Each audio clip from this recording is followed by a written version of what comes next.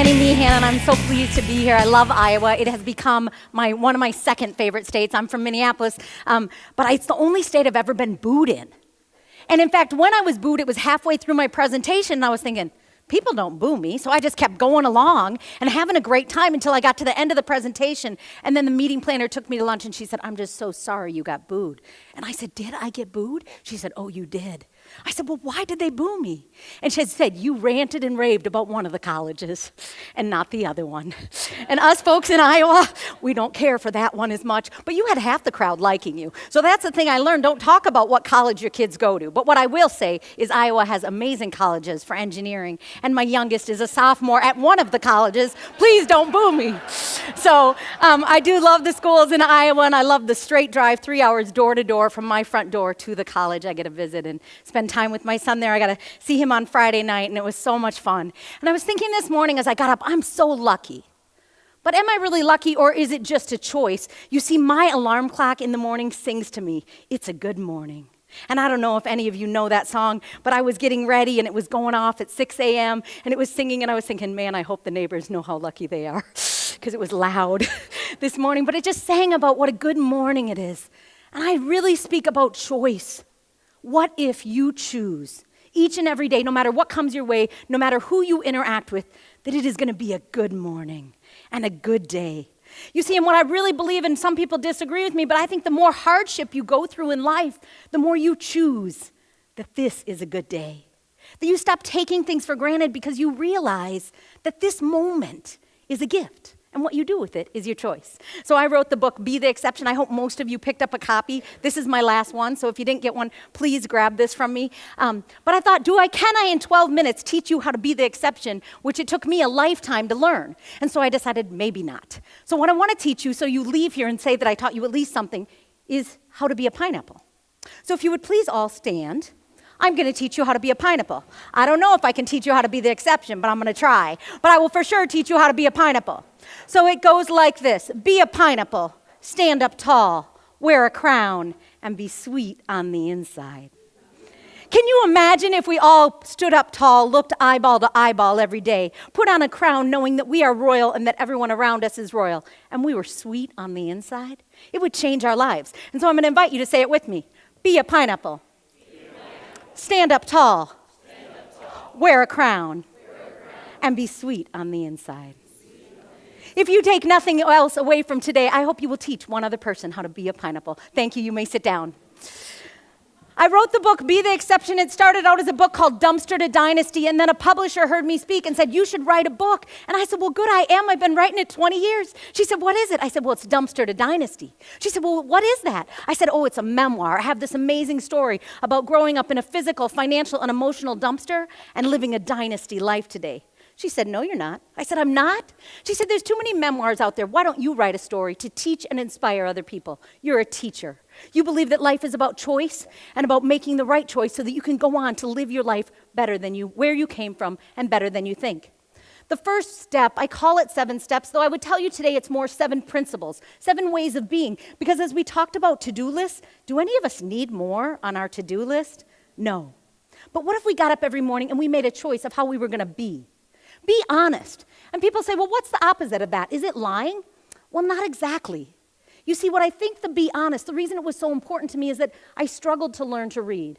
I was told, you're not very smart, you're not very capable, you can't be very things. Thank God you're cute, because that's all you got. And it seemed like a compliment at some point, but then later you realize, I don't want anyone to think I'm cute, I want them to think I'm strong, successful, insightful, capable, much more powerful. And so I think the opposite of honest is a repeated story over and over again until we believe it is truth. And I like people to dig into their stories and ask themselves, is that really true? Think of a story you tell yourself about your career. I always get overlooked. Someone else gets the promotion. How about our health? Well, I can't lose weight. Everyone in my family's always been overweight. How about dating? I always meet jerks. Those women are quite crazy. You see, there's stories. And if we repeat them long enough, we start to believe they're the true story. For me, one of the negative stories I grew up with was believing that men's hands were made for violence. Men were bad and everything was bad about them. I want to share a beautiful story with you that I had no idea about. This is the story I got booed on, so I'll leave out some of the parts. But I was taking my kids to, my youngest to Iowa, and I always have my kids pick at least 5 colleges. One of them has to be at least 3 miles away. Because what I know is whether they like it or not, your teenagers, when locked in the car with you by accident, will start to talk to you. That's what happens. And so we were driving to Iowa, and my son said this to me, "Hey, Mom, you know I'm not like you." I'm like, "Well, you're kind of like me." "Well, no, I'm not. I'm like Dad." I'm like, "Well, what does that mean?" "Well, I'm a lot more like Dad than I'm like you." "Okay, what do you mean by that?" "Well, I've been thinking about something for 5 years, and I wanted to say something to you. But you know how you are. You talk and then you think. Well, Dad and I, we think, and then we think some more, and then we think a little more, and then we decide if we're going to talk about it or not." Who knew that was a choice, right? I had no idea. And he says to me, "Yeah, we think about it." And I've been watching Dad from the back seat for 5 years, and I've been wondering about Dad. I'm like, "Yeah, I wonder about Dad too." And there's something weird about Dad. And I'm like, should we start? I've got a list here. And I said, "Well, what is it?" And he goes, "Well, you know Dad's right-handed." "Yes." "Yeah, but you know Dad can throw a ball with the left hand, but he's right-handed." "Okay. But like when you go through driver's training, you old people, that would be me, learn to drive 10 and 2. But because of airbags, we drive 9 and 3. "Okay. But Dad doesn't drive with his right hand. He always drives with his left hand." "That's kind of weird." "Well, that is kind of weird, but I never noticed." "Yeah, but I've been thinking about it for 5 years, and you know what I figured out?" I can't even remember 5 minutes ago. You know what I mean? 5 years. I said, "Well, what did you figure out?" "Well, see, Mom, I sit in the back and I watch Dad. Dad drives with his left hand, so he always has his right hand available to hold yours anytime you'll hold his." You see, people are watching you all the time, even when you don't know it. Even when they don't tell you, they're watching you from the back seat. And see, my kids are growing up thinking that men's hands are used for holding their wives. You see, you have a choice to change the message, the words, the language, the actions of your life. Sometimes you are making that choice without even knowing it. And here's the embarrassing part. I never noticed. Now that my son pointed me out to that, I thank my husband. I try to pay attention. I'm also super amazed that people think about talking and don't talk. Super weird, super weird. But sometimes the truth of your story needs to be challenged. Be open. What are you open to? You see, being open is about mentorship. It's about who are you going to teach, but who's going to teach you? And let me tell you something, 4-year-olds teach me just as much as 80-year-olds. And the beautiful thing is I get to teach young people just as much as old people. You see, if you are open, you're going to see something and hear from someone something new. You see, we go through life and people say it takes 7 seconds to judge someone. The truth is it takes about 2. I know when I get in front of my room and I start talking, people are judging me. They're deciding. I'm a natural brunette. Some of you see a blonde. I don't know. Life is changing, right? Life is changing in front of you, but what are you open to? Who are you open to? There's good stuff out there. It's what we choose to focus on in that perspective.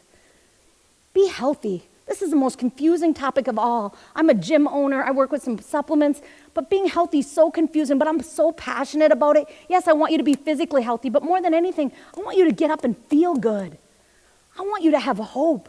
I want you to know that there's good stuff, and health is about mental, emotional, and our physical body. And if you don't want to go to the gym, then remember what you like to play and get out there and play it. I don't mean to brag, and I don't want you guys to be jealous. I don't want to appear arrogant, but I'm an amazing dancer. I'm amazing. Sometimes I'm so good, I'm shocked at how good I am. You know what I mean? And normally I go for a walk with my little dogs in the morning, and I don't listen to any music because I'm such an extrovert that I need that downtime, that quiet. But every once in a while, I turn on the music, and I'm walking my dogs, and then you know those songs that come on where you just can't even, it's not a choice. Your body just takes over. And that song came on. I'm coming out. I want the world to know. I don't sing like Mark, but I'm going to let it show. I just was coming out. I just wanted to feel so good. I was dancing down the street. And you know, when you do something that makes you feel good and you feel so good, you just can't help but be happy. So the rest of the day, I went home and I cooked and I cleaned and I smiled. I danced around my house. I thought, man, I look good. I feel bad for people that don't dance as good as me. It feels so good to be me. And I'm not even domestic, but my house was so clean. Then that night at 5 o'clock, I went to get the mail. I was feeling so good. I was smiling. And my neighbor, she came over. She had a real serious look on her face. I said, hi, how's it going? She said, is everything okay? I said, yes, why? She said, well, I just saw you this morning flailing at bees coming in. You know what I mean? Sometimes you got to keep your talents in your house. Just keep them in your house. I mean, I felt so good about my dancing, but I think that being healthy is moving your body in joy. What do you do for joy? And are you flexible? Because there's 3 guarantees in life. What are they? Death, taxes, and what's the third one? Change. Your relationships are going to change. Your career is going to change. Your health is going to change. And you know what? I think your hair color is going to change. You know? But it's your choice how you deal with change, because it's coming. By the time I was 18, I had moved 83 times. I love change. And every 3 months, I asked my husband, should we move or should you upgrade in your wife? He has denied me on both. Thank God I get to travel for work. But be open to change. Be flexible. It's coming. Be gentle with your stories. You know, I used to say I've never met anyone, but I have met some people now that went to high school, went to college, married the love of their life, had 2.3 kids, and live in a white picket fence. But most of us have detours. Don't get stuck in them. Don't beat yourself up because of them. Life is a gift, and every day is a new opportunity. Be gentle with your stories, and be courageous. Now, some people call me another C word that I'm not going to say, but courageous is what I like to call it. And in January of 1999, one of my girlfriends called me. She said, you gained a lot of weight with that last baby, and so did I. I said, well, thank you. She said, you know what? We need to lose some weight. I said, okay, good idea. She said, we should go for a bike ride. I said, sounds great. I hung up the phone. My husband said, what'd you just agree to? I go, I don't know. I'm going for a bike ride. He said, you don't own a bike? He said, call her back, get the details. Who cares about details? You know what I mean? I don't. Anyway, I called her back. I said, what are we doing? She said, well, we're going to ride from Minneapolis to Chicago to raise money for AIDS and sleep in a tent every single night. I don't have time for that story, but I will tell you this. She quit 3 months later.